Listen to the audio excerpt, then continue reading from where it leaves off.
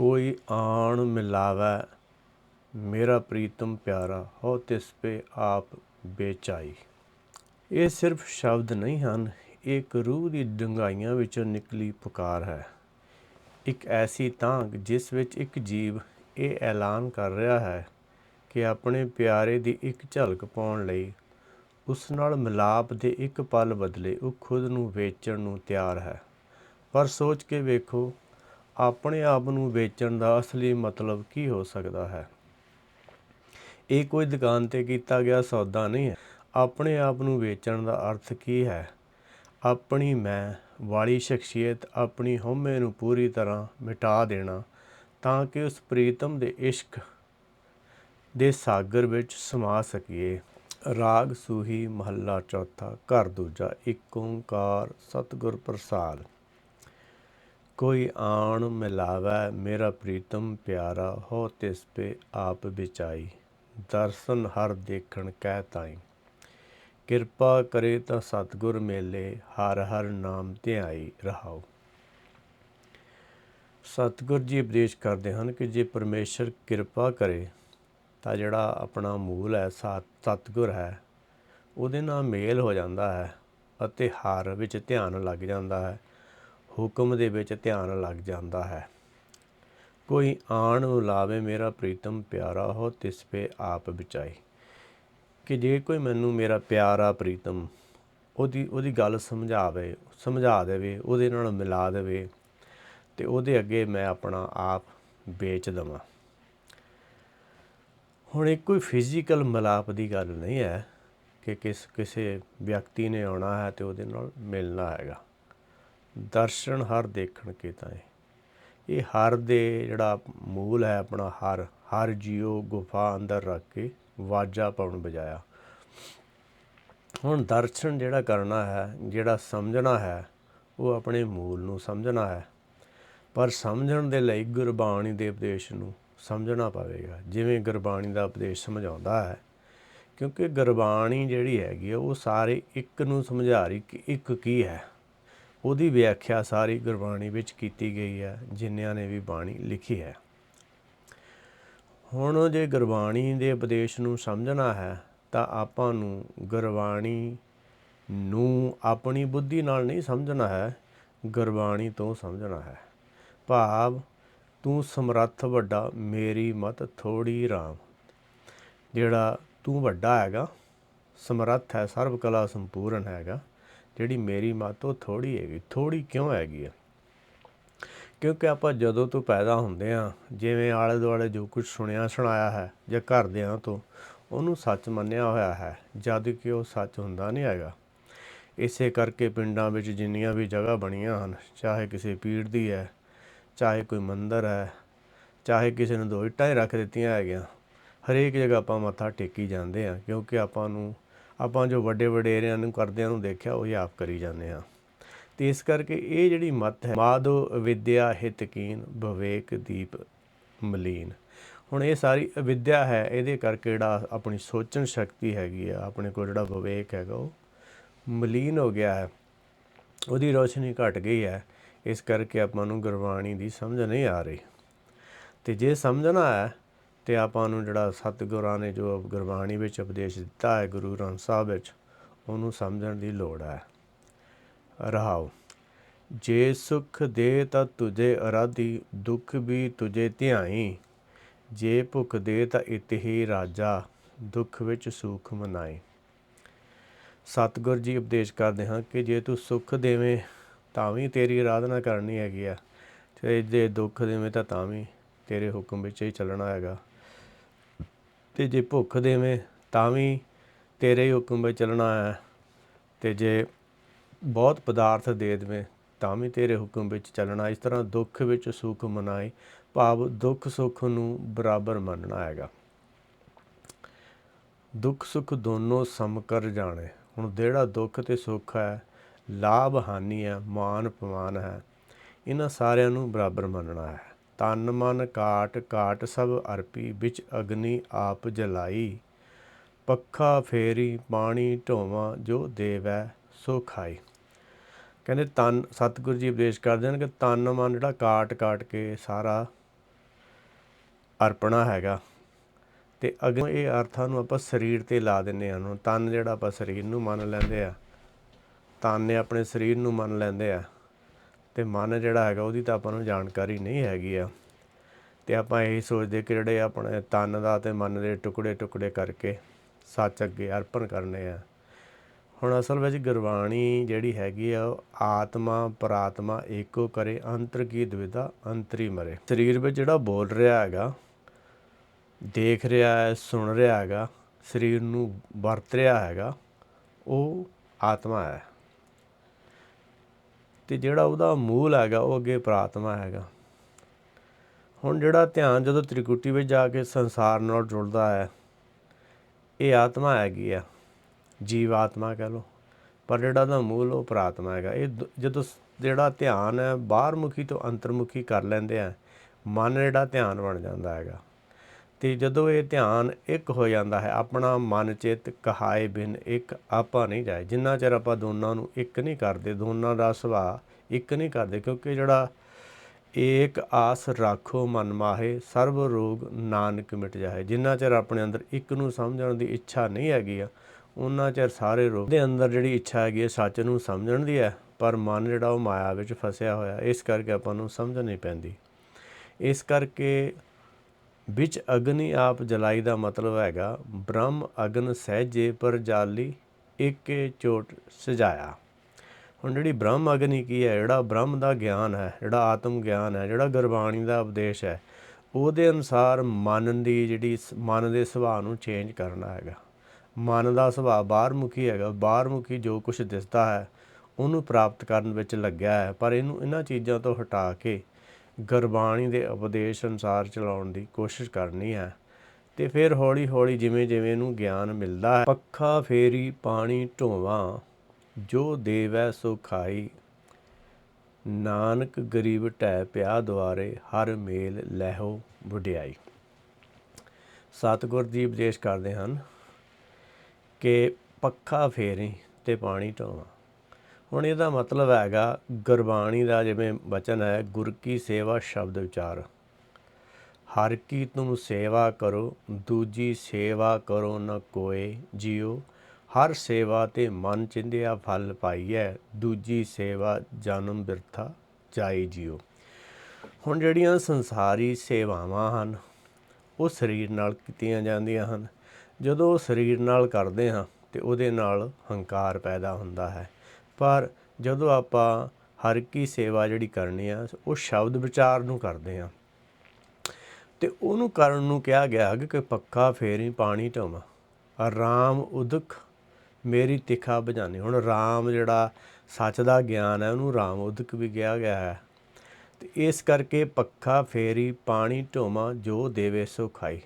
ਹੁਣ ਮੈਂ ਜਦੋਂ ਜਗਿਆਸੂ ਆਪਣੇ ਮੂਲ ਦੇ ਨਾਲ ਗੁਰ ਕੀ ਸੇਵਾ ਸ਼ਬਦ ਵਿਚਾਰ ਕਰਦਾ ਹੈ, ਹਰ ਕਾ ਬਿਲੋਵਨਾ ਬਿਲੋਵੋ ਮੇਰੇ ਭਾਈ, ਸਹਿਜ ਬਿਲੋਵੋ ਕਿ ਤਤ ਨਾ ਜਾਏ। ਹਰ ਕਾ ਬਿਲੋਵਨਾ ਮਨ ਕਾ ਵਿਚਾਰਾ। ਜਿਹੜਾ ਮਨ ਦੀ ਵਿਚਾਰ ਕਰਨੀ ਹੈ ਕਿ ਮਨ ਕਿਵੇਂ ਕੰਮ ਕਰਦਾ ਹੈ, ਮਨ ਮਾਇਆ ਵਿੱਚ ਕਿਵੇਂ ਫਸਦਾ ਹੈਗਾ, ਇਹਨੂੰ ਹਰ ਕਾ ਬਿਲੋਵਨਾ ਵੀ ਕਿਹਾ ਹੈਗਾ। ਹੁਣ ਇਹਨੂੰ ਇੱਥੇ ਪੱਖਾ ਫੇਰੀ ਪਾਣੀ ਢੋਵਾਂ ਕਿਹਾ ਗਿਆ ਹੈ। ਹੁਣ ਜਦੋਂ ਇਹ ਪੱਖਾ ਫੇਰਦੇ ਹਾਂ ਅਤੇ ਇਹ ਪਾਣੀ ਜਿਹੜਾ ਸੱਚ ਦਾ ਗਿਆਨ ਹੈਗਾ ਉਹਦੀ ਵਿਚਾਰ ਕਰਦੇ ਹਾਂ, ਅਤੇ ਉਹਦੇ ਵਿੱਚੋਂ ਜਿਹੜੀ ਸਮਝ ਮਿਲਦੀ ਹੈ ਜਾਂ ਗੁਰਬਾਣੀ ਦੇ ਉਪਦੇਸ਼ ਨੂੰ ਜਦੋਂ ਆਪਾਂ ਸਮਝਦੇ ਹਾਂ ਉਹਦੇ ਵਿੱਚੋਂ ਜਿਹੜੀ ਸੋਝੀ ਮਿਲਦੀ ਹੈ ਉਹਦੇ ਅਨੁਸਾਰ ਮਨ ਨੂੰ ਚਲਾਉਣਾ ਹੈਗਾ। ਅਤੇ ਇਹਨੂੰ ਪੱਖਾ ਫੇਰੀ ਪਾਣੀ ਢੋਵਾਂ ਕਿਹਾ ਗਿਆ ਹੈ। ਉੱਥੇ ਕਿਹਾ ਗਿਆ ਕਿ ਹਰ ਕਾ ਬਿਲੋਵਨਾ ਬਿਲੋਵ ਮੇਰੇ ਭਾਈ, ਪੀਵੇ ਤਾਂ ਪਾਣੀ ਆਣੀ ਮੀਰਾ ਜੋ ਦੇਵੇ ਸੋ ਖਾਈ। ਕਹਿੰਦੇ ਜੇ ਤੂੰ ਪਾਣੀ ਪੀਣਾ ਚਾਹੁੰਦਾ, ਹੁਣ ਪਾਣੀ ਹੁਣ ਉਹ ਕੋਈ ਫਿਜ਼ੀਕਲ ਬਾਡੀ ਥੋੜ੍ਹਾ ਕਿ ਪਾਣੀ ਪੀਣਾ ਹੈਗਾ। ਹੁਣ ਜਿਹੜਾ ਅੰਦਰ ਮੂਲ ਹੈਗਾ ਉਹ ਜੋਤ ਸਰੂਪ ਹੈ, ਅਤੇ ਉਹਨੂੰ ਜਿਹੜਾ ਸੱਚ ਦਾ ਗਿਆਨ ਚਾਹੀਦਾ ਹੈਗਾ। ਅਤੇ ਉਹ ਜਿਹੜਾ ਸੱਚ ਦਾ ਗਿਆਨ ਜੇ ਆਪਾਂ ਹੁਣ ਗੁਰਬਾਣੀ ਦੇ ਉਪਦੇਸ਼ ਨੂੰ ਸਮਝ ਰਹੇ ਹਾਂ ਤਾਂ ਬ੍ਰਹਮ ਗਿਆਨੀ ਕਾ ਭੋਜਨ ਗਿਆਨ। ਹੁਣ ਉਹਦਾ ਭੋਜਨ ਗਿਆਨ ਹੈ ਤਾਂ ਉਹਨੂੰ ਗਿਆਨ ਦੇ ਰਹੇ ਆ, ਉਪਦੇਸ਼ ਦੀ ਵਿਚਾਰ ਕਰ ਰਹੇ ਹਾਂ ਅਤੇ ਉਹਦੇ ਵਿੱਚ ਉਹਨੂੰ ਗਿਆਨ ਮਿਲੇਗਾ। ਹੁਣ ਜਿਹੜਾ ਫਿਜ਼ੀਕਲ ਬਾਡੀ ਹੈ ਇਹਦੇ ਲਈ ਬਾਹਰਲੀ ਪਦਾਰਥਾਂ ਦੀ ਲੋੜ ਹੈਗੀ ਆ। ਹੁਣ ਜਿਹੜੇ ਬਾਹਰਲੇ ਪਦਾਰਥ ਉਹ ਅੰਦਰਲੇ ਜਿਹੜੇ ਮਤਲਬ ਦੇ ਨਹੀਂ ਹੈ, ਬਾਹਰਲੇ ਪਦਾਰਥ ਜਿਹੜੇ ਹਨ ਉਹ ਸਰੀਰ ਦੇ ਲਈ ਜ਼ਰੂਰੀ ਹਨ। ਨਾਨਕ ਗਰੀਬ ਢਹਿ ਪਿਆ ਦੁਆਰੇ ਹਰ ਮੇਲ ਲਿਓ ਵਡਿਆਈ। ਸਤਿਗੁਰ ਸਤਿਗੁਰੂ ਜੀ ਉਪਦੇਸ਼ ਕਰਦੇ ਹਨ ਕਿ ਜਿਹੜਾ ਇਹ ਮਨ ਜਦੋਂ ਹੁਕਮ ਅਨੁਸਾਰੀ ਹੋ ਜਾਂਦਾ ਹੈਗਾ, ਕਹਿੰਦੇ ਤੇਰੇ ਦੁਆਰੇ 'ਤੇ ਢਹਿ ਪਿਆ ਹੈਗਾ ਗਰੀਬ, ਹਰ ਮੇਲ ਲਿਓ ਵਡਿਆਈ, ਕਿ ਹੇ ਹਰ ਹੁਣ ਤੂੰ ਮੈਨੂੰ ਮੇਲ ਲਿਓ। ਇਹ ਤੇਰੀ ਵਡਿਆਈ ਹੈ ਕਿ ਜੋ ਸ਼ਰਨ ਆਵੇ ਤਿਸ ਕੰਠ ਲਾਵੇ, ਹਰ ਬਿਰਧ ਸੁਆਮੀ ਸੰਤਾ। ਜੋ ਤੇਰੀ ਸ਼ਰਨ ਵਿੱਚ ਆਉਂਦਾ ਉਹਨੂੰ ਤੂੰ ਕੰਠ ਲਾਉਂਦਾ ਹੈ, ਆਪਣੇ ਨਾਲ ਮਿਲਾ ਲੈਂਦਾ। ਇਸ ਕਰਕੇ ਮੇਰੇ ਗਰੀਬ 'ਤੇ ਵੀ ਕਿਰਪਾ ਕਰ। ਹੁਣ ਗਰੀਬ ਦਾ ਮਤਲਬ ਕੋਈ ਇੱਥੇ ਗਰੀਬੀ ਵਾਲੀ ਨਹੀਂ ਹੈਗੇ ਕਿ ਪੈਸਾ ਟਕਾ ਜੇ ਕੋ ਨਹੀਂ ਹੈ। ਗਰੀਬ ਜਿਹੜਾ ਹੁਕਮ ਅਨੁਸਾਰ ਚੱਲਦਾ ਹੈ। ਹਮ ਗਰੀਬ ਹਮ ਮਸਕੀਨ ਪ੍ਰਭ ਤੇਰੇ, ਹਰ ਰਾਖ ਰਾਖ ਵੱਡ ਵੱਡਾ ਹੈ। ਹੁਣ ਜਿਹੜਾ ਹੁਕਮ ਵਿੱਚ ਚੱਲਦਾ ਹੈਗਾ ਉਹੀ ਗਰੀਬ ਹੈ, ਉਹੀ ਮਸਕੀਨ ਹੈ, ਅਤੇ ਜਿਹੜਾ ਹਰ ਹੈ, ਜਿਹੜਾ ਹੁਕਮ ਹੈ ਉਹ ਵੱਡਾ ਹੈ, ਅਤੇ ਉਹਦੇ ਹੁਕਮ ਵਿੱਚ ਹੀ ਚੱਲਣਾ ਹੈਗਾ। ਫਿਰ ਇਹਨੂੰ ਜਿਹੜਾ ਹੁਕਮ ਆਪਣੇ ਨਾਲ ਮਿਲਾ ਲੈਂਦਾ ਹੈ। ਇਸੇ ਤਰ੍ਹਾਂ ਇੱਕ ਹੋਰ ਬਚਨ ਵੀ ਆਉਂਦਾ ਹੈ, ਪੱਖਾ ਫੇਰਾਂ ਪਾਣੀ ਢੋਵਾਂ, ਹਰ ਜਨ ਕੇ ਪੀਸਣ ਪੀਸ ਕਮਾਵਾ, ਨਾਨਕ ਕੀ ਪ੍ਰਭ ਪਾਸ ਬੇਨੰਤੀ, ਤੇਰੇ ਜਨ ਦੇਖਣ ਪਾਵਾ। ਸਤਿਗੁਰੂ ਜੀ ਕਹਿੰਦੇ ਕਿ ਅਸੀਂ ਪ੍ਰਭ ਪਾਸ ਬੇਨਤੀ ਕਰਦੇ ਹਨ, ਜਿਹੜੇ ਜਨ ਤੈਨੂੰ ਦੇਖਣਾ ਚਾਹੁੰਦੇ ਹਨ ਉਹ ਤੇਰੇ ਅੱਗੇ ਪੱਖਾ ਫੇਰਦੇ ਪਾਣੀ ਢੋਂਦੇ ਆ। ਹਰ ਜਨ ਕੇ ਪੀਸਣ ਪੀਸ ਕਮਾਵਾ। ਹੁਣ ਹਰ ਦੇ ਜਨ ਜਿਹੜੇ ਹੁੰਦੇ ਆ, ਹਰ ਕਾ ਜਿਹੜਾ ਜਨ ਹੁੰਦਾ ਹੈਗਾ ਉਹ ਜਿਵੇਂ ਹੁਕਮ ਹੁੰਦਾ ਉਹਦੇ ਅਨੁਸਾਰ ਕਰਦੇ ਹਨ। ਜਿਵੇਂ ਭਗਤ ਕਬੀਰ ਜੀ ਦਾ ਬਚਨ ਹੈ, ਪੀਸਤ ਪੀਸਤ ਚਾਬਿਆ ਸੋਈ ਨਿਭਿਆ ਸਾਥ। ਹੁਣ ਪੀਸਤ ਪੀਸਤ ਚੱਬਣ ਦਾ ਮਤਲਬ ਹੈਗਾ ਜਿਹੜਾ ਗੁਰਬਾਣੀ ਦਾ ਗਿਆਨ ਹੈਗਾ, ਬਾਰੰਗ ਬਾਰ ਪ੍ਰਭ ਜਪੀਏ, ਪੀ ਅੰਮ੍ਰਿਤ ਇਹ ਮਨ ਤਨ ਤ੍ਰਪੀਏ। ਬਾਰ ਬਾਰ ਗੁਰਬਾਣੀ ਨੂੰ ਸਮਝਣਾ ਹੈ ਕਿ ਜਿਹੜੀ ਸਮਝ ਆ ਰਹੀ ਹੈਗੀ ਆ ਉਹ ਸਹੀ ਵੀ ਆ ਰਹੀ ਹੈ, ਕਿਤੇ ਉਹਦੇ ਵਿੱਚ ਆਪਣੇ ਮਨ ਜਿਹੜਾ ਅਗਿਆਨਤਾ ਤਾਂ ਨਹੀਂ ਵਿੱਚ ਪਾ ਰਿਹਾ ਹੈਗਾ। ਇਸ ਕਰਕੇ ਉਹਨੂੰ ਬਾਰ ਸਮਝਣਾ ਹੈਗਾ। ਜਦੋਂ ਬਾਰ ਸਮਝਦੇ ਆ ਉਹਦਾ ਮਤਲਬ ਇਹੋ ਹੀ ਹੈ, ਪੱਖਾ ਫੇਰੀ ਪਾਣੀ ਢੋਵਾਂ। ਅਤੇ ਉਹ ਪੱਖਾ ਫੇਰਨ ਦਾ ਵੀ ਮਤਲਬ ਹੁੰਦਾ ਹੈਗਾ ਕਿਸੇ ਨੂੰ ਜਿਵੇਂ ਗਰਮੀ ਲੱਗਦੀ ਹੈ ਅਤੇ ਉਹਨੂੰ ਆਪਾਂ ਠੰਡਕ ਦੇ ਰਹੇ ਹਾਂ, ਅਤੇ ਪਾਣੀ ਵੀ ਉਹਦੇ ਆਲੇ ਦੁਆਲੇ ਛਿੜਕਾਅ ਕਰ ਲਓ ਜਾਂ ਪੀਣ ਲਈ ਦਿਓ। ਹੁਣ ਜਿਹਦਾ ਸਰੀਰ ਨਹੀਂ ਹੈ ਉਹਦਾ ਪੱਖਾ ਫੇਰੀ 'ਤੇ ਪਾਣੀ ਢੋਵਾਂ ਕੀ ਹੋਊਗਾ? ਉਹਦਾ ਹੋਊਗਾ ਕਿ ਉਸ ਦੇ ਲਈ ਇਹ ਹੋਵੇਗਾ ਕਿ ਜਿਹੜਾ ਪੱਖਾ ਫੇਰਨਾ ਉਹਨੂੰ ਜਿਹੜਾ ਗੁਰਬਾਣੀ ਦਾ ਉਪਦੇਸ਼ ਹੈਗਾ ਉਹਦੀ ਵਾਰ ਵਿਚਾਰ ਕਰਨੀ। ਅਤੇ ਰਾਮ ਉਦਕ ਪਾਣੀ ਢੋਵਾਂ, ਰਾਮ ਉਦਕ ਵੀ ਕਿਹਾ ਗਿਆ ਕਿ ਰਾਮ ਉਦਕ ਮੇਰੀ ਤਿਖਾ ਬੁਝਾਣੀ। ਜਿਹੜਾ ਰਾਮ ਦਾ ਗਿਆਨ ਹੈਗਾ, ਜਿਹੜਾ ਸੱਚ ਦਾ ਗਿਆਨ, ਆਪਣੇ ਮੂਲ ਦਾ ਗਿਆਨ ਹੈਗਾ, ਉਹਦੇ ਨਾਲ ਜਿਹੜਾ ਉਹਨੂੰ ਸ਼ਾਂਤੀ ਮਿਲਦੀ ਹੈਗੀ, ਉਹਦੀ ਤਿਖਾ, ਉਹਦੀ ਪਿਆਸ ਬੁਝਦੀ ਹੈਗੀ ਆ। ਅਤੇ ਇਸ ਤਰ੍ਹਾਂ ਜਿਹੜਾ ਕਰਨਾ ਉਹਨੂੰ ਇੱਥੇ ਪੱਖਾ ਫੇਰੀ ਪਾਣੀ ਢੋਵਾਂ ਕਿਹਾ ਗਿਆ। ਅਤੇ ਜਿਹੜੇ ਜਨ ਇਹ ਕੰਮ ਕਰਦੇ ਹਨ ਅਤੇ ਉਹਨਾਂ ਨੂੰ ਤੇਰੀ ਸਮਝ ਆ ਜਾਂਦੀ ਹੈਗੀ ਆ। ਇਸੇ ਤਰ੍ਹਾਂ ਇੱਕ ਹੋਰ ਸ਼ਬਦ ਵੀ ਆਉਂਦਾ, ਪੀਏ ਤਾਂ ਪਾਣੀ ਆਣੀ ਮੀਰਾ, ਖਾਏ ਤਾਂ ਪੀਸਣ ਜਾਓ, ਪੱਖਾ ਫੇਰੀ ਪੈਰ ਮਲੋਵਾ, ਜਪਤ ਰਹਾ ਤੇਰਾ ਨਾਉ। ਕਹਿੰਦੇ ਜੇ ਤੂੰ ਪਾਣੀ ਪੀਵੇਂ, ਹੁਣ ਇੱਥੇ ਸੇਮ ਚੀਜ਼ ਹੈਗੀ ਕਿ ਪਾਣੀ ਪੀਣ ਦਾ ਮਤਲਬ ਹੁਣ ਜਿਹਦਾ ਸਰੀਰ ਨੇ ਉਹਨੇ ਪਾਣੀ ਥੋੜ੍ਹਾ ਪੀਣਾ, ਉਹਨੂੰ ਸੱਚ ਦਾ ਗਿਆਨ ਚਾਹੀਦਾ ਹੈਗਾ। ਅਤੇ ਜੇ ਤੂੰ ਪਾਣੀ ਪੀਵਾਂ ਤਾਂ ਮੈਂ ਬੁੱਧੀ ਕਹਿੰਦੀ ਹੈ ਮੀਰਾ, ਮਤਲਬ ਤੂੰ ਵੱਡਾ ਹੈਗਾ ਕਿ ਮੈਂ ਤੇਰੇ ਲਈ ਲੈ ਕੇ ਆਉਂਦੀ ਆ ਪਾਣੀ ਹੁਣ ਲੈ ਕੇ ਆਉਣਾ ਰਾਮ ਉਦਕ, ਸੱਚ ਦਾ ਗਿਆਨ। ਖਾਏ ਤਾਂ ਪੀਸਣ ਜਾਣਾ, ਜੇ ਤੈਨੂੰ ਖਾਣ ਦੀ ਲੋੜ ਹੈਗੀ ਆ ਅਤੇ ਤਾਂ ਵੀ ਉਹੋ ਹੀ ਹੈਗਾ ਕਿ ਪੀਸਤ ਚਾਬਿਆ। ਅਤੇ ਖੋਜਤ ਅੰਮ੍ਰਿਤ ਪੀਆ, ਖਿਮਾ ਗਈ ਮਨ ਸਤਿਗੁਰ ਦੀਆ। ਖੋਜ ਕੇ ਗੁਰਬਾਣੀ ਦੇ ਉਪਦੇਸ਼ ਦੇ ਵਿੱਚੋਂ ਅੱਗੇ ਤੋਂ ਅੱਗੇ ਗੁਰਬਾਣੀ ਦੀ ਵਿਚਾਰ ਕਰੀ ਜਾਣੀ ਅਤੇ ਵੱਖਰੇ ਸ਼ਬਦਾਂ ਨੂੰ ਸਮਝ ਕੇ ਇਕੱਠੇ ਕਰਕੇ ਫਿਰ ਉਹਦੇ ਵਿੱਚੋਂ ਦੇਖਣਾ ਕਿ ਜਿਹੜੀ ਸਮਝ ਆ ਰਹੀ ਸਹੀ ਵੀ ਆ ਰਹੀ ਹੈਗੀ ਆ। ਪੱਖਾ ਫੇਰੀ ਪੈਰ ਮਲੋਵਾ, ਇਸੇ ਤਰ੍ਹਾਂ ਪੱਖਾ ਫੇਰੀ ਪੈਰ ਮਲੋਵਾ। ਹੁਣ ਪੈਰਾਂ ਨੂੰ ਧੋਣਾ ਹੈਗਾ, ਜਪਤ ਰਹਾ ਤੇਰਾ ਨਾਮ, ਅਤੇ ਤੇਰੇ ਨਾਮ ਨੂੰ ਜਪਦੇ ਰਹਿਣਾ ਹੈਗਾ। ਹੁਣ ਇਹ ਪੱਖਾ ਫੇਰੀ ਫੇਰ ਸੇਮ ਚੀਜ਼ ਇਹ ਹੈਗੀ ਹੈ ਕਿ ਸ਼ਬਦ ਦੀ ਵਿਚਾਰ ਕਰਨੀ ਹੈ। ਪੈਰਾਂ ਨੂੰ ਧੋਣ ਦਾ ਮਤਲਬ ਹੈਗਾ ਕਿ ਜਿਵੇਂ ਪੈਰ ਗੰਦੇ ਉਹਨੂੰ ਪਾਣੀ ਨਾਲ ਆਪਾਂ ਧੋਂਦੇ ਹਾਂ। ਸਿਰਫ ਇਹ ਉਹਦੀ ਐਗਜ਼ਾਮਪਲ ਦਿੱਤੀ ਕਿ ਜਿਸ ਤਰ੍ਹਾਂ ਪੈਰਾਂ ਨੂੰ ਧੋਂਦੇ ਆ ਇਸ ਤਰ੍ਹਾਂ ਮਨ ਧੋਵੋ ਸ਼ਬਦ ਲਾਗੋ, ਹਰ ਸਿਓ ਰਹੋ ਚਿਤ ਲਾਏ। ਮਨ ਨੂੰ ਧੋਣਾ ਹੈਗਾ, ਸ਼ਬਦ ਨੂੰ ਲੱਗਣਾ ਹੈਗਾ। ਅਤੇ ਇਸ ਕਰਕੇ ਇੱਥੇ ਵੀ ਹੈਗਾ ਕਿ ਸ਼ਬਦ ਦੀ ਵਿਚਾਰ ਕਰੀ ਜਾਣੀ ਹੈਗੀ ਆ। ਜਪਤ ਰਹਾ ਤੇਰਾ ਨਾਮ, ਅਤੇ ਤੇਰੇ ਨਾਮ ਨੂੰ ਹੀ ਸਮਝਣਾ ਹੈਗਾ। ਅਤੇ ਜਿਹੜਾ ਸਮਝੂਗਾ ਉਹਨੂੰ ਸੱਚ ਦੀ ਸਮਝ ਪੈ ਜਾਂਦੀ ਹੈ। ਅੱਖੀ ਕੱਢੀ ਧਰੀ ਚਰਣਾ ਤਲ, ਸਭ ਧਰਤੀ ਫਿਰੀ ਮਤ ਪਾਈ। ਜੇ ਪਾਸ ਬਹਾਲੇ ਤਾਂ ਤੁਝੇ ਅਰਾਧੀ, ਜੇ ਮਾਰ ਕੱਢੇ ਭੀ ਧਿਆਈ। ਸਤਿਗੁਰ ਜੀ ਉਪਦੇਸ਼ ਕਰਦੇ ਹਨ। ਹੁਣ ਇੱਥੇ ਕੋਈ ਇਹ ਮਤਲਬ ਨਹੀਂ ਹੈ ਕਿ ਅੱਖ ਕੱਢ ਕੇ ਜਿਹੜੀ ਹੈਗੀ ਉਹ ਚਰਨਾਂ ਦੇ ਥੱਲੇ ਦੇ ਦੇਣੀ ਹੈਗੀ ਆ ਅਤੇ ਸਾਰੀ ਧਰਤੀ ਫਿਰਨੀ ਹੈਗੀ ਤਾਂ ਫਿਰ ਮੱਤ ਮਿਲਣੀ ਹੈਗੀ। ਅੱਖ ਕੱਢੀ ਧਰੀ ਚਰਨਾਂ ਤਲ, ਅੱਖ ਦਾ ਮਤਲਬ ਹੈਗਾ ਜਿਹੜੀ ਬੁੱਧੀ ਹੈ, ਜਿਹੜੀ ਅਕਲ ਹੈਗੀ ਆ। ਚਰਨ ਕੀ ਹੈਗੇ? ਗੁਰ ਕੇ ਚਰਨ ਵਸੇ ਮੇਰੇ ਹੀਰੇ, ਸੰਗ ਪਨੀਤਾ ਦੇਹੀ। ਹੁਣ ਜਿਹੜੇ ਗੁਰਬਾਣੀ ਦਾ ਉਪਦੇਸ਼ ਹੈਗਾ ਉਹ ਗੁਰ ਦੇ ਚਰਨ ਹੈ, ਗੁਰ ਦੇ ਗੁਣ ਹੈਗੇ ਆ, ਉਹਨਾਂ ਨੂੰ ਹਿਰਦੇ ਵਿੱਚ ਵਸਾਉਣਾ ਹੈ ਅਤੇ ਉਹਦੇ ਅਨੁਸਾਰ ਬੁੱਧੀ ਨੂੰ ਚਲਾਉਣਾ ਹੈ। ਤਾਂ ਫਿਰ ਜਿਹੜਾ ਹੈ ਸਭ ਧਰਤੀ ਫਿਰੀ ਮਤ ਪਾਈ। ਜਿਵੇਂ ਭਗਤ ਨਾਮਦੇਵ ਜੀ ਨੇ ਕਿਹਾ ਹੈ ਕਿ ਜਿਉਂ ਜਿਉਂ ਨਾਮਾ ਹਰ ਗੁਣ ਉਚਰੇ, ਭਗਤ ਜਨਾਂ ਕਾ ਦੇਹੁਰਾ ਫਿਰੇ। ਕੱਢ ਕੇ ਕੋਈ ਕਿਸੇ ਨੂੰ ਦੇਣ ਵਾਲੀ ਗੱਲ ਨਹੀਂ। ਜਿਵੇਂ ਇਹਨਾਂ ਨੇ ਕਹਾਣੀ ਬਣਾਈ ਹੈ ਕਿ ਬਾਬਾ ਫਰੀਦ ਜੀ ਨੇ ਅੱਖ ਕੱਢ ਕੇ ਦੇ ਦਿੱਤੀ ਸੀ, ਅਤੇ ਇੱਦਾਂ ਨਹੀਂ ਹੁੰਦਾ ਕਿ ਕੋਈ ਅੱਖ ਕੱਢ ਕੇ ਦੇ ਦੇਵੇ ਤਾਂ ਫਿਰ ਅੱਖੋਂ ਠੀਕ ਹੋ ਜਾਵੇ।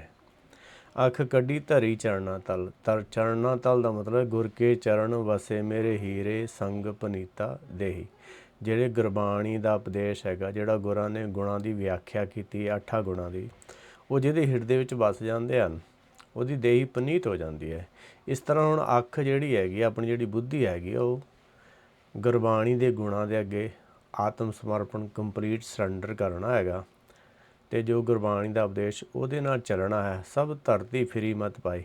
ਇਸ ਤਰ੍ਹਾਂ ਜਿਹੜਾ ਫਿਰ ਜਿਹੜੀ ਬੁੱਧੀ ਆ, ਕਹੋ ਕਬੀਰ ਬੁੱਧ ਹਰ ਲਈ ਮੇਰੀ, ਬੁੱਧ ਬਦਲੀ ਸਿੱਧ ਪਾਈ। ਜਦੋਂ ਇਹ ਜਿਹੜੀ ਬੁੱਧੀ ਅਗਿਆਨਤਾ ਵਾਲੀ ਆਪਾਂ ਗੁਰਬਾਣੀ ਦੇ ਉਪਦੇਸ਼ ਨਾਲ ਘੜਦੇ ਹਾਂ ਤਾਂ ਫਿਰ ਇਹ ਬੁੱਧੀ ਜਿਹੜੀ ਹੈਗੀ ਇਹ ਸੱਚ ਅਨੁਸਾਰੀ ਹੋ ਜਾਂਦੀ ਹੈ। ਇਹਨੂੰ ਕਿਹਾ ਸਭ ਧਰਤੀ ਫਿਰੀ ਮਤ ਪਾਈ। ਜਿਹੜੀ ਧਰਤੀ ਹਿਰਦਾ ਫਿਰ ਗਿਆ, ਭਾਵ ਅਗਿਆਨਤਾ ਵਾਲਾ ਗਿਆਨ ਛੱਡ ਦਿੱਤਾ, ਸੱਚ ਵਾਲਾ ਗਿਆਨ ਲੈ ਲਿਆ। ਇਸੇ ਤਰ੍ਹਾਂ ਭਗਤ ਨਾਮਦੇਵ ਜੀ ਦਾ ਵੀ ਵਚਨ ਹੈਗਾ, ਜਿਉਂ ਜਿਉਂ ਨਾਮਾ ਹਰ ਗੁਣ ਉਚਰੇ, ਭਗਤ ਜਨਾਂ ਕਾ ਦੇਹੁਰਾ ਫਿਰੇ। ਦੇਹੁਰਾ ਫਿਰੇ, ਹਿਰਦਾ ਫਿਰੇ, ਮਨ ਫਿਰੇ, ਇੱਕੋ ਹੀ ਗੱਲ ਹੈਗੀ ਆ। ਇਸੇ ਤਰ੍ਹਾਂ ਇੱਥੇ ਧਰਤੀ ਫਿਰੀ ਕਹਿ ਦਿੱਤਾ ਹੈਗਾ। ਜੇ ਪਾਸ ਬਹਾਲੇ ਤਾਂ ਤੁਝੇ ਅਰਾਧੀ, ਜੇ ਮਾਰ ਕੱਢੇ ਭੀ ਧਿਆਈ। ਜੇ ਕਹਿੰਦੇ ਤੂੰ ਸਾਨੂੰ ਪਾਸ ਬਹਾਲਦਾ ਹੈਗਾ ਤਾਂ ਵੀ ਅਸੀਂ ਤੇਰੀ ਅਰਾਧਨਾ ਕਰਦੇ ਹਾਂ, ਅਤੇ ਜੇ ਤੂੰ ਇੱਕ ਨਾ ਦੂਖ ਭੂਖ ਸਦ ਮਾਰ, ਇਹ ਭੀ ਦਾਤ ਤੇਰੀ ਦਾਤਾਰ। ਹੁਣ ਜਿਹੜੀ ਇਹ ਤੇਰੀ ਦਾਤ ਹੈਗੀ ਆ, ਜਿਹੜੀ ਦੁੱਖ ਆ ਭੁੱਖ ਆ, ਕਿਉਂਕਿ ਇਹ ਦੁੱਖ ਭੁੱਖ ਜਿਹੜਾ ਆਪਾਂ ਨੂੰ ਮਿਲਦਾ ਹੈ, ਜਿਹੜਾ ਲਾਭ ਹਾਨੀ ਹੁੰਦੀ ਹੈ, ਇਹ ਅਸਲ ਵਿੱਚ ਆਪਣਾ ਟੈਸਟ ਇਹ ਹੁੰਦਾ ਹੈ ਕਿ ਆਪਾਂ ਹੁਕਮ ਦੇ ਅਨੁਸਾਰ ਚੱਲਦੇ ਹਾਂ ਜਾਂ ਨਹੀਂ ਚੱਲਦੇ ਹਾਂ।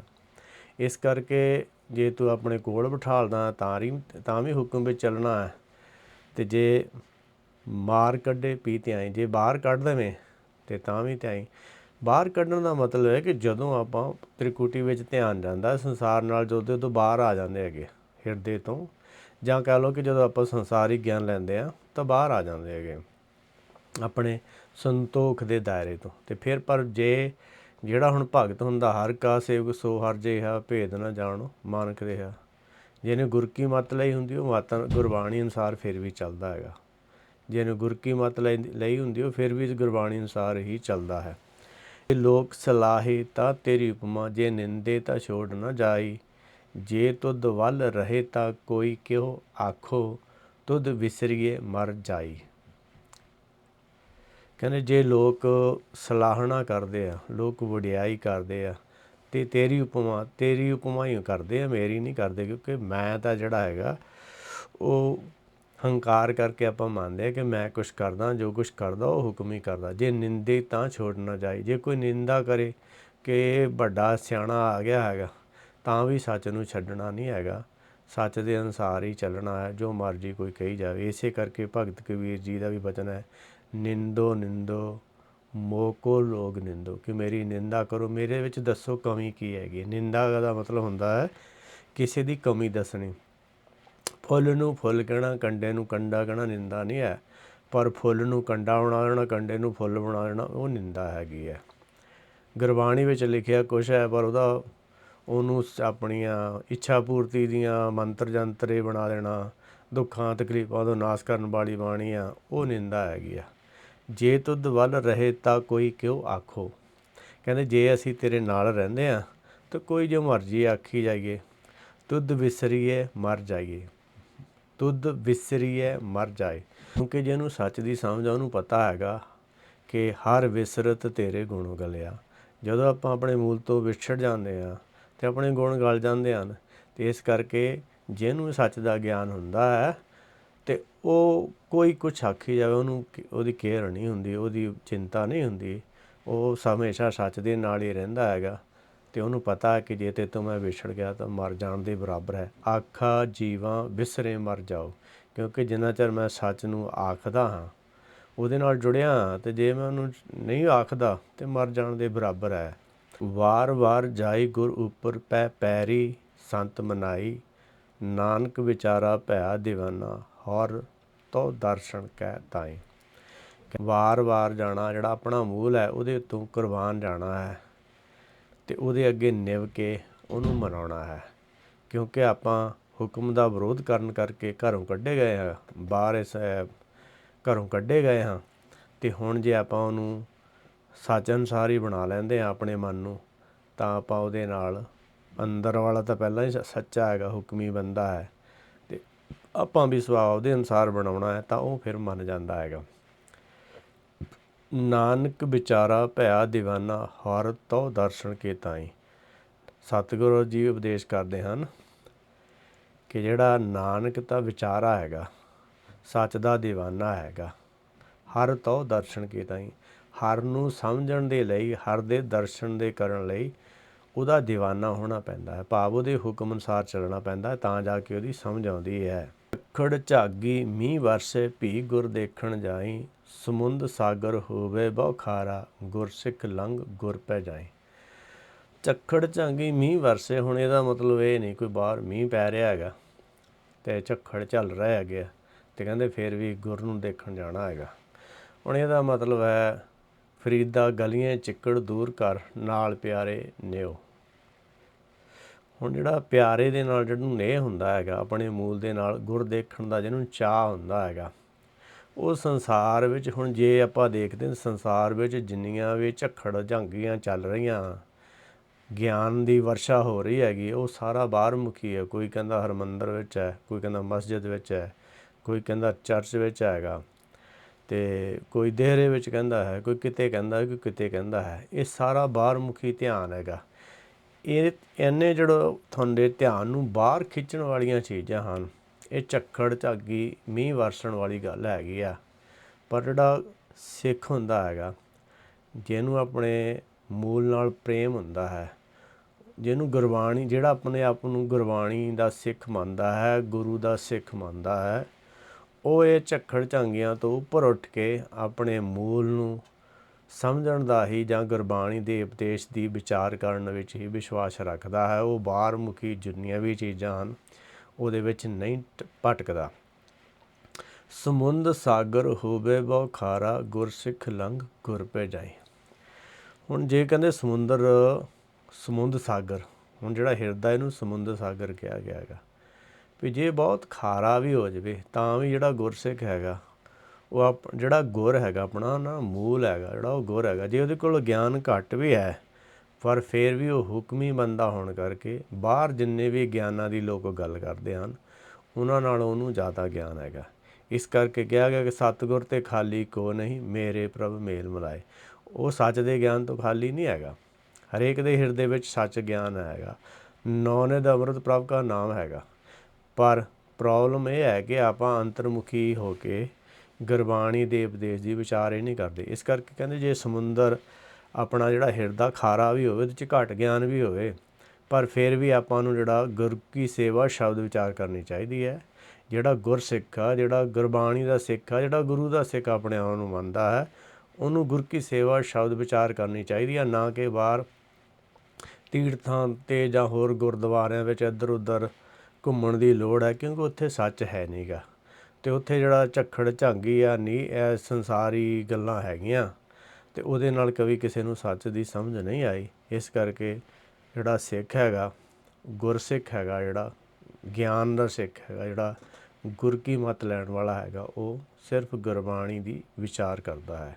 ਜਿਉਂ ਪ੍ਰਾਣੀ ਜਲ ਬਿਨ ਹੈ ਮਰਤਾ, ਤਿਉਂ ਸਿੱਖ ਗੁਰ ਬਿਨ ਮਰ ਜਾਏ।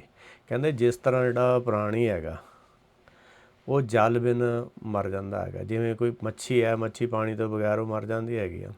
ਇਸੇ ਤਰ੍ਹਾਂ ਜਿੰਨੇ ਵੀ ਆਪਾਂ ਸਾਹ ਲੈਂਦੇ ਹਾਂ ਪ੍ਰਾਣ ਹੀ ਹੈਗੇ ਆ। ਅਤੇ ਇਹ ਜਿਹੜਾ ਫਿਜ਼ੀਕਲ ਬਾਡੀ ਇਹ ਜਲ ਜੇ ਇਹਨੂੰ ਪਾਣੀ ਨਾ ਮਿਲੇ ਤਾਂ ਮਰ ਜਾਂਦੀ ਹੈ। ਪਰ ਜਿਹੜਾ ਤਿਉਂ ਸਿੱਖ, ਇਸੇ ਤਰ੍ਹਾਂ ਜਿਹੜਾ ਸਿੱਖ ਹੈਗਾ, ਜਿਹੜਾ ਗੁਰਬਾਣੀ ਨੂੰ ਸਮਝਣ ਵਾਲਾ ਜਗਿਆਸੂ ਹੈਗਾ, ਗਿਆਨ ਤੋਂ ਬਿਨਾਂ ਮਰ ਜਾਂਦਾ। ਜੇ ਉਹਨੂੰ ਗਿਆਨ ਨਹੀਂ ਲੈ ਰਿਹਾ ਉਹ, ਤਾਂ ਉਹ ਜਿਵੇਂ ਜਲ ਤੋਂ ਬਗੈਰ ਪ੍ਰਾਣੀ ਮਰਦਾ ਹੈ, ਉਹ ਸੇਮ ਉਹਦੇ ਲਈ ਗੱਲ ਹੈਗੀ ਆ। ਜਿਉਂ ਧਰਤੀ ਸੋਭ ਕਰੇ ਜਲ ਵਰਸੇ, ਤਿਉਂ ਸਿੱਖ ਗੁਰ ਮਿਲ ਬਖਸਾਏ। ਕਹਿੰਦੇ ਜਿਸ ਤਰ੍ਹਾਂ ਧਰਤੀ 'ਤੇ ਜਦੋਂ ਜਲ ਦੀ ਵਰਸ਼ਾ ਹੁੰਦੀ ਹੈਗੀ ਆ, ਤਾਂ ਧਰਤੀ 'ਤੇ ਫਲ ਫਰੂਟ ਸਾਰਾ ਕੁਛ ਵੱਧਦਾ ਹੈ, ਅਤੇ ਧਰਤੀ ਦੀ ਜਿਹੜੀ ਹੈਗੀ ਆ ਉਹ ਸੋਭਾ ਵੱਧਦੀ ਹੈਗੀ ਆ ਉਹਦੇ ਨਾਲ, ਕਿਉਂ ਧਰਤੀ ਵਿੱਚੋਂ ਚੀਜ਼ਾਂ ਪੈਦਾ ਹੁੰਦੀਆਂ ਤਾਂ ਹੀ ਧਰਤੀ ਦੀ ਸੋਭਾ ਹੈਗੀ ਆ। ਜੇ ਕੁਛ ਪੈਦਾ ਹੀ ਨਹੀਂ ਹੁੰਦਾ, ਬੰਜਰ ਜ਼ਮੀਨ ਦੀ ਥੋੜ੍ਹਾ ਹੈਗੀ ਆ। ਇਸ ਕਰਕੇ ਜੋ ਧਰਤੀ 'ਤੇ ਜਿਵੇਂ ਜਲ ਵਰਸਦਾ ਹੈ ਅਤੇ ਫਲ ਫਰੂਟ ਹੋਰ ਚੀਜ਼ਾਂ ਪੈਦਾ ਹੁੰਦੀਆਂ ਹਨ, ਇਸੇ ਤਰ੍ਹਾਂ ਜਿਹੜਾ ਸਿੱਖ ਹੈਗਾ ਉਹ ਗਿਆਨ ਨੂੰ ਮਿਲ ਕੇ ਵਿਕਸਦਾ ਹੈ। ਜਿੱਦਾਂ ਉਹਨੂੰ ਗਿਆਨ ਮਿਲਦਾ ਉਹਨੂੰ ਖੁਸ਼ੀ ਪੈਦਾ ਹੁੰਦੀ ਹੈ। ਸੇਵਕ ਕਾ ਹੋਏ ਸੇਵਕ ਵਰਤਾ, ਕਰ ਕਰ ਬਿਨੂ ਬੁਲਾਈ। ਹੁਣ ਉਹ ਸੇਵਕਾਂ ਦਾ, ਜਿਨ੍ਹਾਂ ਨੇ ਗੁਰਬਾਣੀ ਦਾ ਉਪਦੇਸ਼ ਦਿੱਤਾ, ਉਹਨਾਂ ਦਾ ਸੇਵਕ ਬਣਦਾ ਹੈਗਾ, ਅਤੇ ਉਹਨਾਂ ਤੋਂ ਬੇਨਤੀ ਕਰਦਾ ਹੈਗਾ, ਕਰ ਕਰ ਬਿਨੂ ਬੁਲਾਈ। ਬੇਨਤੀ ਕਰ ਕਰਕੇ ਹੇ ਪਰਮੇਸ਼ਰ ਮੈਨੂੰ ਹੋਰ ਗਿਆਨ ਦਿਓ, ਵਿਵੇਕ ਬੁੱਧ ਬਖਸ਼ੋ। ਇਸ ਤਰ੍ਹਾਂ ਉਹ ਅੱਗੇ ਤੋਂ ਅੱਗੇ ਗਿਆਨ ਲੈਂਦਾ ਹੈ। ਨਾਨਕ ਕੀ ਬੇਨੰਤੀ ਹਰ ਪੈ, ਗੁਰ ਮਿਲ ਗੁਰ ਸਿੱਖ ਪਾਈ। ਸਤਿਗੁਰ ਜੀ ਉਪਦੇਸ਼ ਕਰਦੇ ਹਨ ਕਿ ਸਾਡੀ ਤਾਂ ਇਹੋ ਹੀ ਬੇਨਤੀ ਹੈਗੀ ਆ, ਜਿਹੜਾ ਹਰ ਹੈ ਆਪਣਾ ਮੂਲ ਆ, ਉਹਨੂੰ ਉਹਦਾ ਗਿਆਨ ਲੈ ਕੇ ਹੀ ਜਿਹੜਾ ਆਪਣਾ ਮਨ ਆ ਉਹ ਸੁੱਖ ਪ੍ਰਾਪਤ ਕਰ ਸਕਦਾ ਹੈ। ਤੂੰ ਆਪੇ ਗੁਰ ਚੇਲਾ ਹੈ ਆਪੇ, ਗੁਰ ਵਿੱਚ ਤੁਝੇ ਧਿਆਈ। ਜੋ ਤੁਧ ਸੇਵੇ ਸੋ ਤੂੰ ਹੈ ਹੋਵੈ, ਤੁਧ ਸੇਵਕ ਪੈਜ ਰਖਾਈ।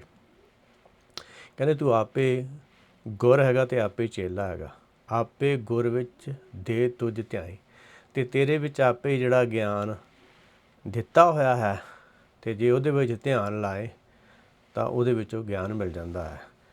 ਤੂੰ ਆਪੇ ਗੁਰ ਹੈ ਅਤੇ ਚੇਲਾ ਵੀ ਆਪੇ ਹੈਗਾ, ਅਤੇ ਤੇਰੇ ਆਪੇ ਦੇ ਵਿੱਚ ਹੀ ਗਿਆਨ ਰੱਖਿਆ ਹੋਇਆ, ਜੇ ਉਹਦੇ ਵਿੱਚ ਧਿਆਨ ਲਾਏਗਾ ਤਾਂ ਉੱਥੋਂ ਤੈਨੂੰ ਮਿਲ ਜਾਊਗਾ। ਜੋ ਤੁਧ ਸੇਵੇ ਸੋ ਤੂੰ ਹੈ ਹੋਵੈ, ਤੁਧ ਸੇਵਕ ਪੈਜ ਰਖਾਈ। ਜਿਹੜੇ ਤੇਰੀ ਸੇਵਾ ਕਰਦੇ ਹਨ ਉਹ ਤੇਰੇ ਵਰਗੇ ਹੋ ਜਾਂਦੇ ਹਨ, ਅਤੇ ਤੂੰ ਆਪਣੇ ਸੇਵਕਾਂ ਦੀ ਪੈਜ ਰੱਖਦਾ ਹੈਗਾ। ਭੰਡਾਰ ਭਰੇ ਭਗਤੀ ਹਰ ਤੇਰੇ, ਜਿਸ ਭਾਵੈ ਤਿਸ ਦੇ ਵਾਈ।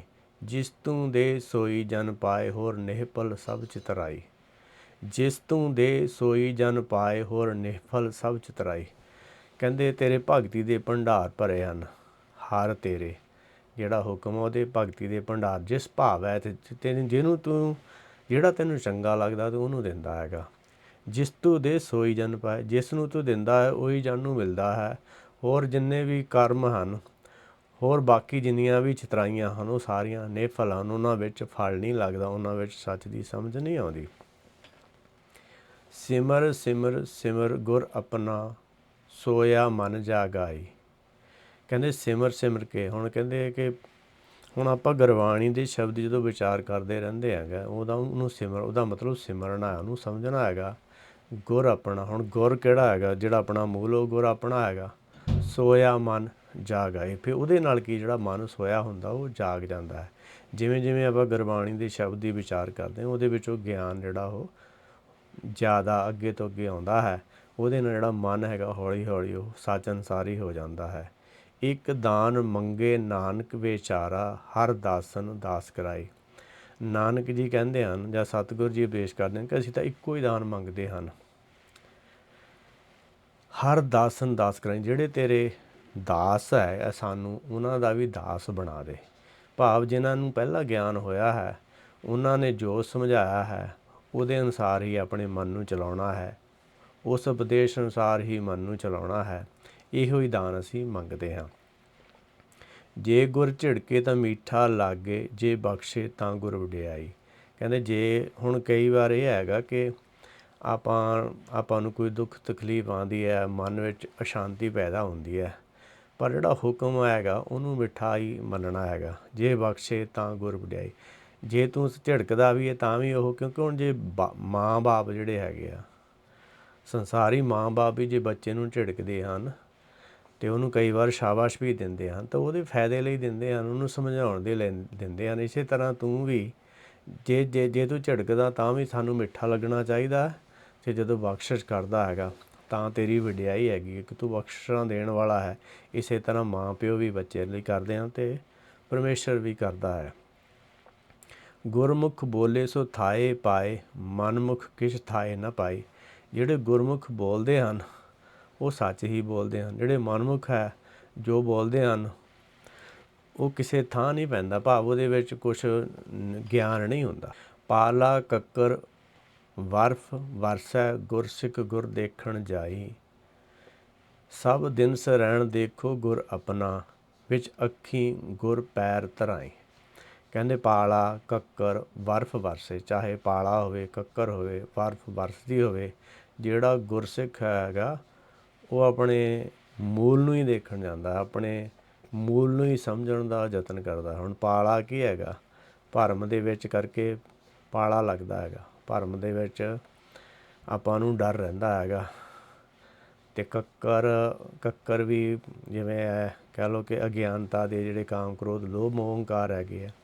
ਇਸੇ ਤਰ੍ਹਾਂ ਬਰਫ ਵੀ ਠੰਡ, ਇਹ ਜਿਹੜੀਆਂ ਬਾਹਰਮੁਖੀ ਧਿਆਨ ਜਿੰਨੇ ਵੀ ਲੋਕਾਂ ਦੇ, ਜਾਂ ਬਾਹਰਮੁਖੀ ਜੋ ਵੀ ਕਿਤਾਬਾਂ ਲਿਖੀਆਂ, ਜਾਂ ਜੋ ਬਾਹਰਮੁਖੀ ਜਿੰਨੇ ਵੀ ਗਿਆਨ ਹਨ, ਉਹ ਜਿੰਨੇ ਮਰਜ਼ੀ ਵਰਸਦੇ ਰਹਿਣ, ਜਿੰਨੇ ਮਰਜ਼ੀ ਆਲੇ ਦੁਆਲੇ ਉਹਦੀਆਂ ਗੱਲਾਂ ਕਰਦੇ ਰਹਿਣ ਲੋਕ, ਜਿਹੜਾ ਗੁਰਸਿੱਖ ਹੈ ਉਹ ਸਿਰਫ ਗੁਰਬਾਣੀ ਦੇ ਉਪਦੇਸ਼ ਅਨੁਸਾਰ ਹੀ ਚੱਲਣ ਦੀ ਕੋਸ਼ਿਸ਼ ਕਰਦਾ, ਉਹਨੂੰ ਹੀ ਸਮਝਦਾ ਹੈ। ਸਭ ਦਿਨਸ ਰਹਿਣ ਦੇਖੋ ਗੁਰ ਆਪਣਾ, ਵਿੱਚ ਅੱਖੀ ਗੁਰ ਪੈਰ ਧਰਾਏ। ਜੀ ਉਪਦੇਸ਼ ਕਰਦੇ ਹਨ ਕਿ ਸਭ ਦਿਨਸ ਰਹਿ, ਹਰੇਕ ਦਿਨ ਰਾਤ ਅਸੀਂ ਤਾਂ ਤੈਨੂੰ ਹੀ ਦੇਖਦੇ ਹਾਂ, ਤੈਨੂੰ ਹੀ ਸਮਝਦੇ ਹਾਂ। ਗੁਰ ਆਪਣਾ ਵਿੱਚ ਅੱਖ ਗੁਰ ਪੈਰ ਧਰਾਏ। ਆਪਣਾ ਜਿਹੜਾ ਗੁਰ ਹੈਗਾ, ਆਪਣਾ ਜਿਹੜਾ ਮੂਲ ਹੈਗਾ, ਉਹਦੇ ਉਪਦੇਸ਼ ਨੂੰ ਸਮਝਣ ਵਿੱਚ ਆਪਣੀ ਬੁੱਧੀ ਜਿਹੜੀ ਹੈਗੀ ਆ ਗੁਰ ਪੈਰ ਧਰਾਈ। ਗੁਰ ਦੇ ਪੈਰਾਂ ਵਿੱਚ ਧਰਾਉਣ ਦਾ ਮਤਲਬ ਹੈਗਾ ਉਹਦੇ ਹੁਕਮ ਅਨੁਸਾਰ ਚਲਾਉਣਾ, ਉਹਦੇ ਗਿਆਨ ਅਨੁਸਾਰ ਚਲਾਉਣਾ। ਅਨੇਕ ਉਪਾਵ ਕਰੀ ਗੁਰ ਕਾਰਣ, ਗੁਰ ਭਾਵੈ ਸੋ ਥਾਈ ਪਾਏ। ਅਨੇਕਾਂ ਹੀ ਲੋਕ ਉਪਾਵ ਕਰਦੇ ਹਨ ਆਪਣੇ ਮੂਲ ਨੂੰ ਸਮਝਣ ਦੇ ਲਈ, ਗੁਰ ਭਾਵੈ ਸੋ ਥਾਈ ਪਾਈ। ਪਰ ਜਿਹੜਾ ਉਹਨੂੰ ਭਾਉਂਦਾ ਹੈਗਾ ਗਿਆਨ, ਜਿਹੜਾ ਉਹਨੂੰ ਚੰਗਾ ਲੱਗਦਾ, ਉਹਦਾ ਇਹ ਗਿਆਨ ਜਿਹੜਾ ਥਾਂ ਪੈਂਦਾ ਹੈ, ਉਹਨੂੰ ਹੀ ਅੱਗੇ ਤੋਂ ਅੱਗੇ ਗਿਆਨ ਮਿਲਦਾ ਹੈ। ਆਪਣੀ ਮਨਮਰਜ਼ੀ ਦੀਆਂ ਜਿੰਨੀਆਂ ਵੀ ਭਗਤੀਆਂ ਹਨ ਉਹਨਾਂ ਦਾ ਕੁਛ ਮਿਲਦਾ ਨਹੀਂ ਹੈ। ਰੈਣ ਦਿਨਸ ਗੁਰ ਚਰਨ ਅਰਾਧੀ, ਦਇਆ ਕਰੋ ਮੇਰੇ ਸਾਈਂ। ਕਹਿੰਦੇ ਅਸੀਂ ਤਾਂ ਦਿਨ ਰਾਤ ਤੇਰੇ ਚਰਨਾਂ ਦੀ ਅਰਾਧਨਾ ਕਰਦੇ ਹਾਂ, ਮੇਰੇ 'ਤੇ ਦਇਆ ਕਰੋ ਮੇਰੇ ਸਾਈਂ। ਹੇ ਮੇਰੇ ਸਾਈਂ, ਮੇਰੇ 'ਤੇ ਬਖਸ਼ਿਸ਼ ਕਰੋ। ਹੁਣ ਗੁਰਚਰਨ ਅਰਾਧਨ ਦਾ ਵੀ ਮਤਲਬ ਹੈ ਜਿਹੜੇ ਗੁਰ ਦੇ ਗੁਣ ਹੈਗੇ, ਇੱਕ ਦੇ ਵਿੱਚ ਜਿਹੜੇ 8 ਗੁਣ ਹੈਗੇ ਆ, ਉਹਨਾਂ ਨੂੰ ਸਮਝਣਾ ਹੈਗਾ। ਜਿਵੇਂ ਜਿਵੇਂ ਸਮਝਦੇ ਹਾਂ ਅਤੇ ਪਰਮੇਸ਼ਰ ਬਖਸ਼ਿਸ਼ ਕਰਦਾ, ਫਿਰ ਗੁਰਪ੍ਰਸਾਦ ਮਿਲਦਾ ਹੈਗਾ। ਨਾਨਕ ਕਾ ਜੀਉ ਪਿੰਡ ਗੁਰੂ ਹੈ, ਗੁਰ ਮਿਲ ਤ੍ਰਿਪਤ ਅਗਾਈ। ਨਾਨਕ ਕਾ ਪ੍ਰਭ ਪੂਰ ਰਿਹਾ ਹੈ, ਜਤ ਕਤ ਤਤ ਗੋਸਾਈ। ਸਤਿਗੁਰ ਜੀ ਉਪਦੇਸ਼ ਕਰਦੇ ਹਨ ਕਿ ਸਾਡਾ ਜਿਹੜਾ ਜੀਓ ਅਤੇ ਪਿੰਡ ਉਹ ਗੁਰੂ ਹੈਗਾ। ਮਨ ਅਤੇ ਚਿੱਤ ਹੁਣ ਜਦੋਂ ਹੁਕਮ ਅਨੁਸਾਰ ਹੀ ਹਨ ਤਾਂ ਉਹ ਅਕਾਲ ਮੂਰਤ ਹਨ। ਗੁਰ ਮਿਲ ਤ੍ਰਿਪਤ ਅਗਾਈ।